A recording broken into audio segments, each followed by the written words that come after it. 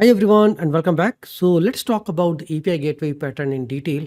So this is a simple API gateway pattern, right? What do we have here is the clients are connecting to these backend services through the API gateway. So the API gateway out of the box provide authentication, rate limiting, caching, routing, load balancing, and logging. These are the additional features if you are using Kong, AWS API gateway, Azure or Azure gateway. GCP might also provide us something same similar. All the responsibility of the authentication, rate limiting is relies on the API gateway. So you just need to focus on writing the business logic. Even all the authentication, validating the token, all these things can be done before request reaches to the target service. So let's take a look onto the routing, how routing happens. From the API gateway, you send a request. Now API gateway decides where this request will be forwarded to. API users, user microservice, API order microservice, API product microservice, API payment microservice. So API gateway can work as a proxy. So all the requests will be proxied based on the path to the target microservice. So this is the beauty of the API gateway, that you can just based on the path proxy, you can send the request to the target microservice or the Lambda or anywhere. This is a simple authentication flow. We have a client sends a request to the API gateway. API gateway, on the AWS, there is authorizer Lambda. So API gateway extract the token, validate the token through the auth service. Here we are validating token through an independent separate auth service. Okay, it will check the expiry, token is valid, user info is the, it will add the context, and now it will forward the request to the target microservice, and then it will extract the response and send the response back. Or the API gateway also provide an authentication mechanism by on AWS we authorize a Lambda. So if you are sending a token, if the user is from the AWS Cognito, or you can write a custom logic in the authorizer Lambda that will check, okay, whatever the credential you have sent, is that valid, that there is a Lambda is executing it, and then only it is forwarding the request to the target service. So that is the advantage of having API gateway. Then there is also another pattern is backend for frontend, right? So if you have iOS app, Android app, web browser, you can have actually a different backend for the front-end layer. I mean, that backend for front-end layer will be compatible to the device where the request is coming, but underlying they are actually talking to the same set of microservices. Here you just created an interface layer which is different for Android, iOS, or web browser, or an external third-party customer. You just created a backend for a front-end layer that underlying will be talking to the same set of services. Now this API gateway can work for the REST-based APIs or a GraphQL-based. For the GraphQL-based services, you will be using a GraphQL API gateway, and you will be aggregating the response coming from the different GraphQL services, because that is the concept. GraphQL with the Apollo Federation does it, where you can actually aggregate the request, aggregate the response coming from different GraphQL services and send it back to the client. So this known as a database pattern. Why we are talking about this? Because when we talk about the microservices, everything has its own database. All the microservices have their own database, user database, order database, MongoDB, maybe a PostgreSQL, maybe a MySQL, maybe a DynamoDB, right? Aurora DB. So all these microservices, they are owned by different teams. They can scale independently. They can have their own tech stack, and we are not worried about, okay, one having Postgres, one having NoSQL, one having DynamoDB.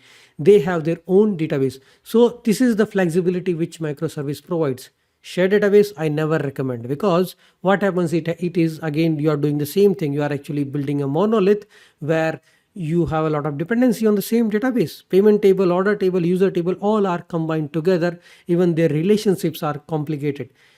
This is also fine that, okay, I have a 10 user table, 2 order table, 3 payment services, but they are loosely coupled. They don't have, because in future I can split them. But if you have a tight coupling, schema changes affect all, it's again you are actually introducing the same monolith pattern. Polyglot pattern, where we have a cache service, we have a product service doing a lot of things on the Elastic service or MongoDB. We have analytics service doing updating things on the analytics DB. This is still fine. Polyglot means we have their own database also, and through the events we are updating the data of another database instance. This is expected, and this is normal when you have actually accessing the Elasticsearch and MongoDB.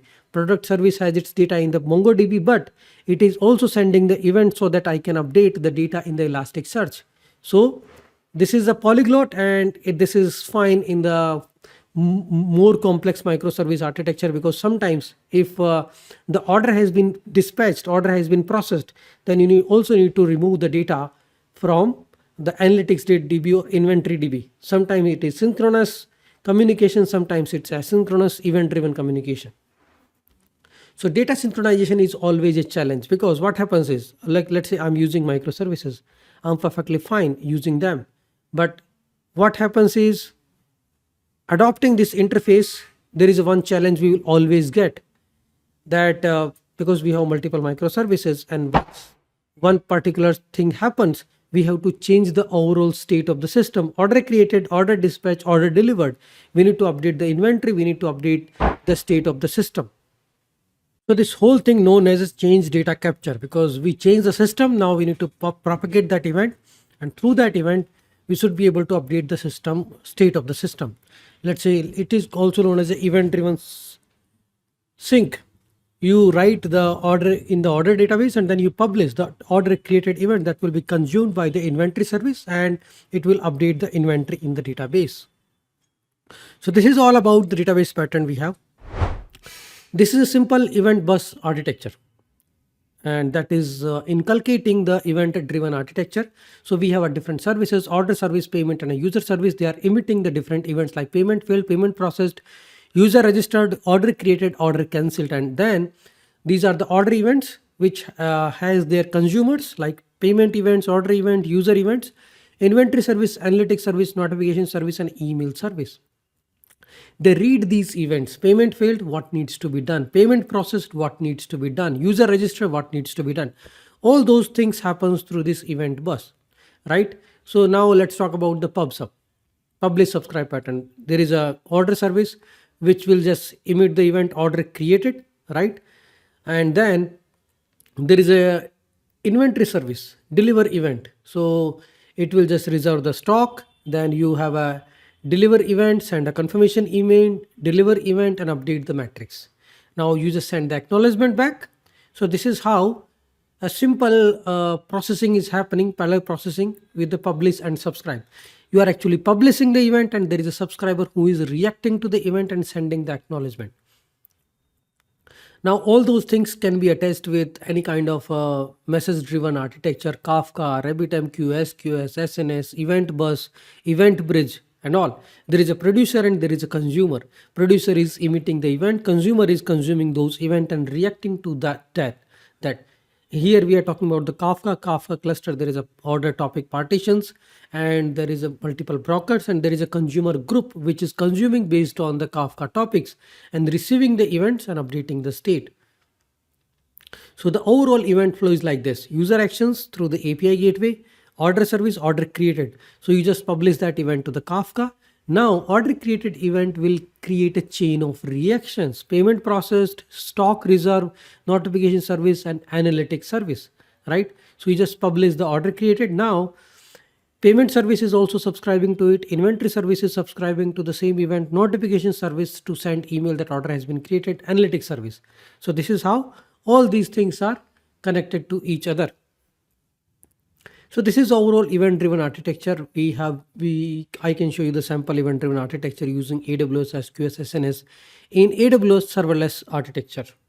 So this is a plain and simple e-commerce microservice event-driven architecture where you have a user is sending event through the API gateway. API gateway is invoking the Lambda, updating the DynamoDB or their targeted database, and then these services can publish the event to the AWS SQS, SNS, and that can further be mapped with the event bridge, and from event bridge to a particular SNS topic, and there will be a listener lambdas which will be updating the state. Or a simple, let's say this is a product microservice. Product microservice will emit an event to the simple SNS topic. There will be a listener lambda which will listen to that SNS topic, and that is completing the event because you emitted an event from product service, and there is a listener or subscriber to that SNS topic which is reacting to that and updating the state of the system. So in AWS serverless architecture, we can use the event bridge, SQS, SNS, all those things to create a proper event driven architecture. CQRS pattern, which is known as a command query responsibility segregation. It is a pattern that separates read and write operation like a different models. This separate allow each model to be optimized for a specific purpose. In traditionally, client will access service, service will access database. A read and write both are happening together. In the CQRS way, client is sending a request for update to the write model. Client is sending a request to the read model to read the data. So command and queries. Command means intent to change the state, create order, update user, delete user, all these things. Queries, read for the information like, okay, get order, find user, list product. So this particular structure is also talking about the same thing. We have a command handler, validation, domain logic, and write to the database. But when I want to read the data, I will do a query handler, projections, and read data from database. We can also combine the CQRS with the event sourcing. What is event sourcing? Event sourcing is all about how we can store the state of the events which has happened through the particular place, right? So event sourcing is a pattern where the state change are stored as a sequence of event. Instead of storing the current state, you store the history of all the changes happened in the current system. So let's say order table, ID, user ID, status, and total. When was the order created? When was the item created? When was the original total before discount? Who changed the status and when? All this information we cannot answer in the typical system, but in the event sourcing, we can maintain a table like this is the event source. Order created, item added, item removed, order submitted. In the shopping cart, you added 3 items, then removed 2 items, then retained 1 item. So this history, I have it. Order created, item added, item removed, discount applied, and all those things. So I can replay with all those events. So this is called event sourcing. Event sourcing works like command arrives, add item to the cart. So we can combine the CQRS and event sourcing at different places. Like here, event sourcing pattern, we can replay the event and we can reconstruct the state from that. So this is why the CQRS is popular.